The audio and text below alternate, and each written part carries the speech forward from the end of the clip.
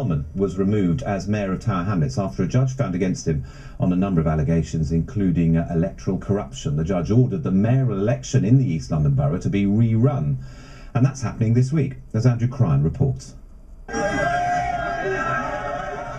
Lutfer Rahman was the first Asian directly elected mayor in Britain. But the jubilation following his re-election last year was to be short-lived. After less than 12 months, he was removed from office when a case against him was taken to the High Court by a group of Tower Hamlets residents.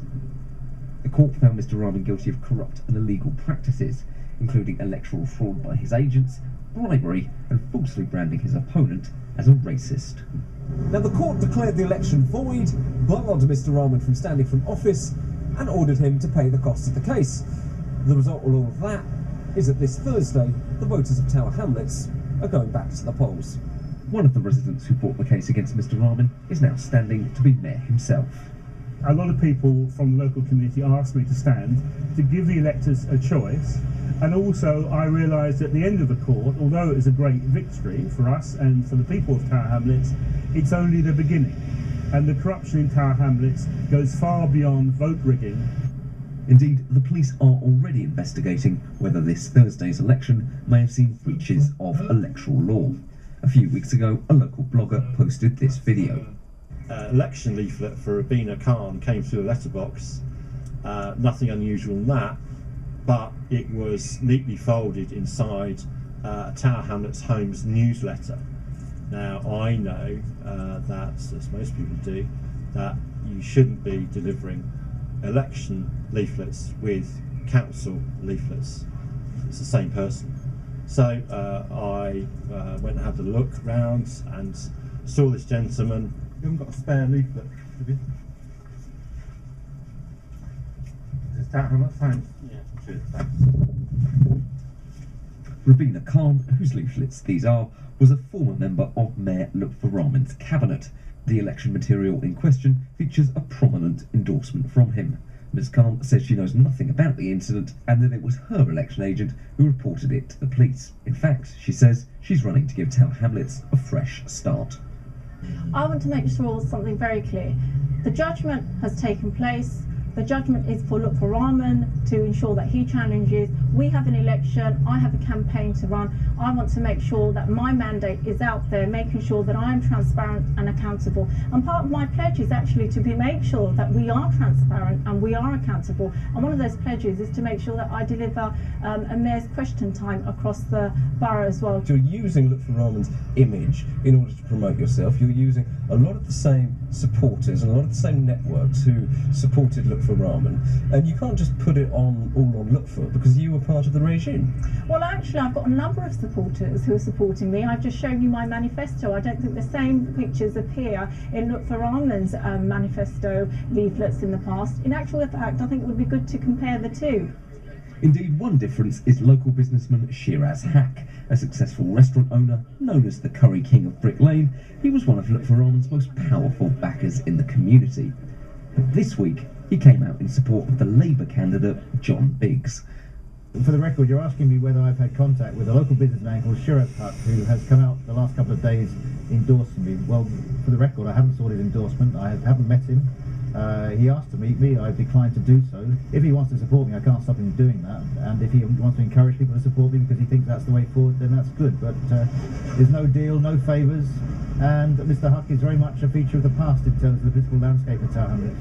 Some in the Labour Party are saying that the national fight back following their general election defeat last month begins in Tower Hamlets. If they fail to win, it could be taken as evidence that the party is in even more serious trouble. Well, one of the independent candidate Rabin Kahn's supporters is Peter Herbert, who's the chair of the Society of Black Lawyers, and he's here on her behalf today. Welcome to you. We hear there that it's a kind of fresh start, or the hope is for a fresh start. Is it any more than a kind of fresh face just fronting up the same approach and the same people, the same team, and Lutfer Rahman is very much involved with her campaign? No, I don't think so. I mean, I went down a few weeks ago. I've been down a few times to Tower Hamlets, and this is a very independent, very strong and very capable woman. And I think one's got to be very careful when one seeks to tar people with the same brush, coming from the same community.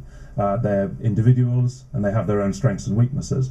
But I think let the people of Tower Hamlets decide. Well, it's not tarring them about the same community, is it? It's tarring because she was in the cabinet, and he's been going to the same hustings meetings that you've been going to as well. It's part of that. I'm just trying to find, is there any difference between her campaign broadly and his before it? Well, yes, I think there is. I mean, I won't go into the details, but yes. And I think you've got to be very careful that when the main political parties, in fact individuals, target BME communities, one of the things here is, and it is significant, that the mainstream political parties do not necessarily have the confidence of the BME communities in the United Kingdom. We just don't have a party. If we did, you might see a great deal difference in the political landscape, and that is why I think a lot of people, including the judge, were using language in a judgment which you'd probably find in a far-right newspaper. Some of it was deeply objectionable. Well, so he's saying things that he thinks that the Rabin had played the race. Well, no, that you never, ever, and you know this very well as a broadcaster, never use the disability card, you never use the gender card, but you somehow, if you're talking about slavery or oppression or colonialism, use that word. He predicted this, of course. When a judge uses that, you take that out of the gutter, really, in terminology, and out of tabloid newspapers. Well, it is not a judicial comment that you or I would ever use. The judge predicted that Lutfi Rahman or people supporting him or would say this afterwards. No doubt the judgment will be denounced as yet another example of racism and Islamophobia. He said he knew. I mean, possibly because it is. Are you going to appeal against it? It's not my job to appeal. You're not involved in the appeal, okay. No, but I think, look, I've read a lot of judgments in this country. Judges are not above the law, neither are they infallible. So, in terms of what he might have said, but it's not about the judgment. The real judgment will be by the people of Tower Hamlets. And what I've seen and heard, Ms. Kahn has a very good campaign. She is seeking to address poverty, and by many different means, and housing, which is a tremendous need in the borough. Now, if the people of Tower Hamlets do not vote for her, clearly they will give a message and they will put their confidence in the traditional parties. Absolutely. Diana, but what do you think is going to happen here? Is there a danger? Do you fear, the Labour will fear that because a judge has made this decision, or it may look like sort of persecution, that actually the voters will say, we want, more of the same, we want this independence down there? I find it very depressing that the politics of Tower Hamlets, which has so many needs, has got mired in the courts. John Biggs, the Labour candidate, the mainstream party candidate, is a good guy. I consider him a friend. I'll be there campaigning tomorrow. He's not a racist, and what I want to do, whether I'm mayor or not, is to work to bring all those communities together, because I think the divisions we're seeing are very worrying. Andrew Rossendale, could there be a backlash here? Will the people say, just stay out of, we don't want courts or judges getting involved in our politics? But what's needed in Tower Hamlets is a good, well-run local council and personality politics to be taken away from it.